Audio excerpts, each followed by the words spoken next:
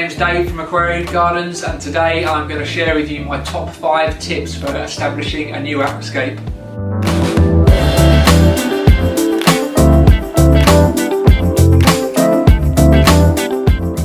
My first piece of advice is one of the most common questions we get from our customers, which is when do we start dosing our fertilizer?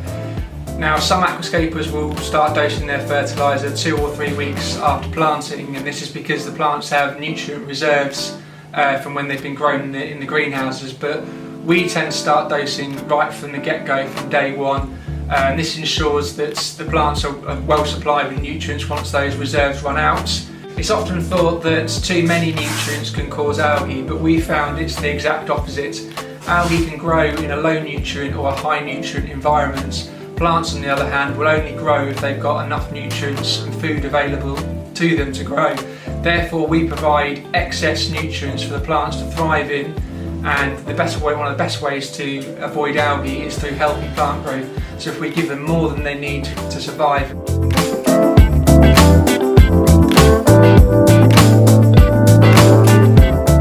Second tip is to make sure your CO2 is tuned in high enough and also turns on early enough.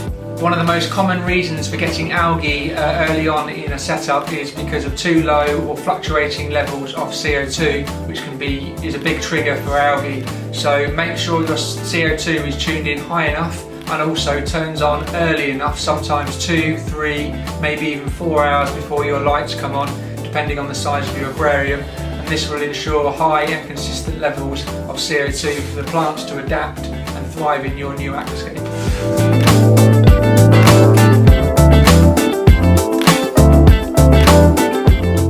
My next tip is water changes. Now, water changes are very important for any aquascape or planted aquarium, so we recommend doing 50% water changes every week.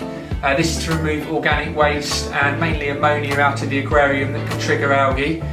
When setting up a new aquascape, it's more important to do more frequent water changes. So for the first couple of weeks we try to do a water change every other day, and then for the 3rd and 4th week we do water changes every 3 days. Now what that's doing is removing organic waste more quickly, because your filter and substrate system isn't established yet, so the filter can't deal with the pollutants and organic waste that are building up in the aquarium that can trigger algae. So in the meantime we can do manual water changes to manually remove the organic waste from the water that could pollute your aquarium and cause algae. We can then reduce those water changes down to once a week.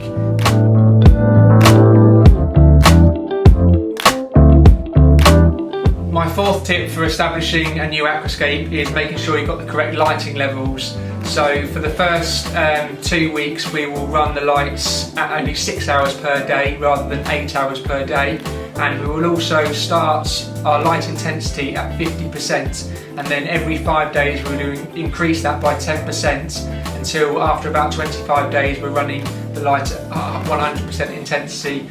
What this does is it's another algae limiting factor, so as the plants are settling in, they're not used to so intense lighting, so we like to gradually introduce them to higher levels of lighting once the aquascape gets mature and gets older. And again, this just helps limit algae growth and algae blooms early on. So to recap, lights on for 6 hours for the first 2 weeks and then 8 hours after that, and start them around about 50% if you've got a dimmer, and you can control the intensity. Start them at 50% and increase that by 10% every 5 days until you're running the lights at 100%, and hopefully that will help stop algae.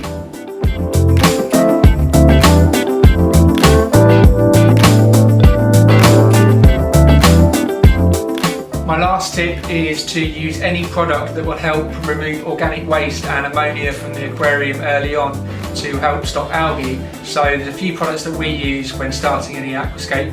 The first one is a product called Co2 Stability, and what this does is it helps establish the filter and the natural biological filtration more quickly to help remove those organic wastes and ammonia and just mature everything much faster. So I highly recommend the product. We will normally just start dosing this from day one and just dose it until the bottle runs out. The other 2 products we use are a product called Co2 Purigen, which you can pop in your filter, This has a huge capacity for removing organic waste and ammonia and absorbing it. So again, just keeping the water column clean, crystal clear water with it as well, and a really good way of helping stop algae blooms early on. And the last product is Seachem Pristine. We will normally start dosing this once we finish the bottle of Seachem Stability. But Pristine is a natural organic waste management system. Just helps again remove toxic compounds, organic waste, and like I said, mainly ammonia as well, which is another thing to help stop algae. So there are lots of other products out there which you can use as well, but any product that's going to reduce ammonia and organic wastes when the aquarium's so young and susceptible to algae blooms, any product that you can use is going to be beneficial.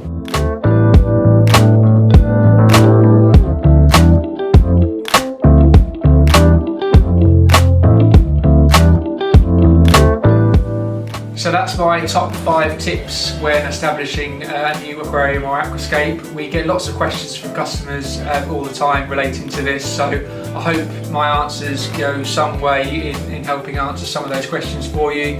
Of course, there's always many more questions, so please do fire away and ask me any other questions you have regarding setting up a new aquascape in the comments section below, and I'll do my best to answer them, or perhaps even make a new video to answer them for you in the future. Thanks very much for watching this video, and don't forget to subscribe to our YouTube channel. Also visit our website for aquascaping supplies and aquatic plants, and if you can, don't forget you can come down and see us in person. We've got a showroom here full of aquascapes and a shop full of hardscape and aquatic plants, so come down and pay us a visit if you can. Thanks very much again for watching, and we hope to see you soon.